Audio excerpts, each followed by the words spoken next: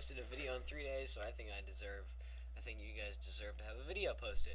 So, SquareTrade, which is a company who works in electronic warranties, they are going to torture test, not like electronically like stress test, but physically torture the iPhone 5 and the Galaxy S3, because that's what everyone wants, and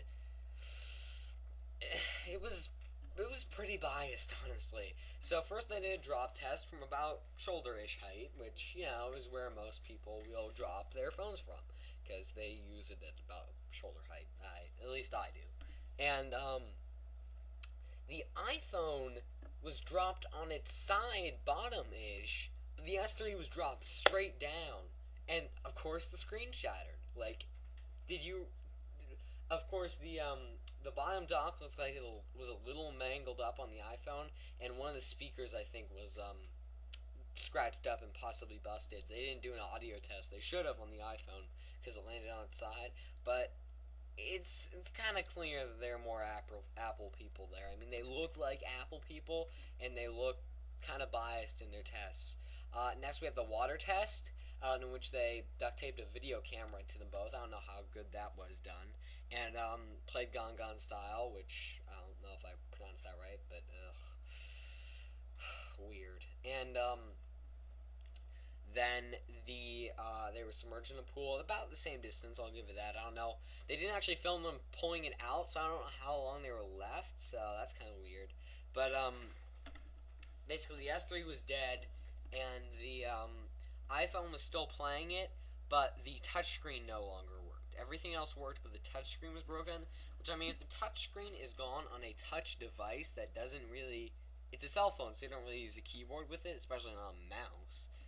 You're screwed. So they're both basically broken. The home button worked, but you can't do anything with the home button. You can go to the Google thing. I guess you could be somewhat productive with Siri, but I mean, Siri can't run an app for you using voice. At least I don't think she can.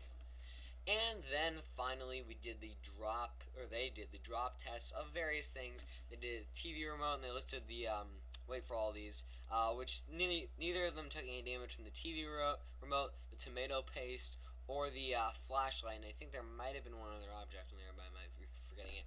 But the beer bottle is where it gets interesting, because if you go and watch the video, the beer bottle, which is 20 ounces, and they're both full, for the iPhone 5, lands perfectly on its side, but it lands kind of tilted. You know how, like, someone will hit you over the head with a beer bottle? It lands tilted for the S3 and completely breaks, which, it's the heavy side and it's the bottom side, so I could see why it would break. I mean, these people don't take into account that they're breaking differently. A beer bottle isn't a beer bottle, hitting an iPhone isn't an iPhone. So, it's going to be differently based on how you drop it. I think they did it for side-by-side comparison. I think the same guy did it, so he must have had a little bit of trouble holding one of the beer cans, or the beer bottle, because it, like, got lopsided. But honestly, I am so sick and tired of people claiming that we're industry professionals, and we're gonna do this good, guys, and we're gonna show everyone the iPhone rocks. And then they do all these subtly unfair things to make the S3 seem like it's a piece of crap. And it's not. It's just as resistant as the iPhone. It's got Gorilla Glass. I mean, it's the same glass, basically. So that's gonna do it. Expect a preview of the XCOM Enemy Unknown demo coming out sometime either later today or later tomorrow. And I'll see you guys next time.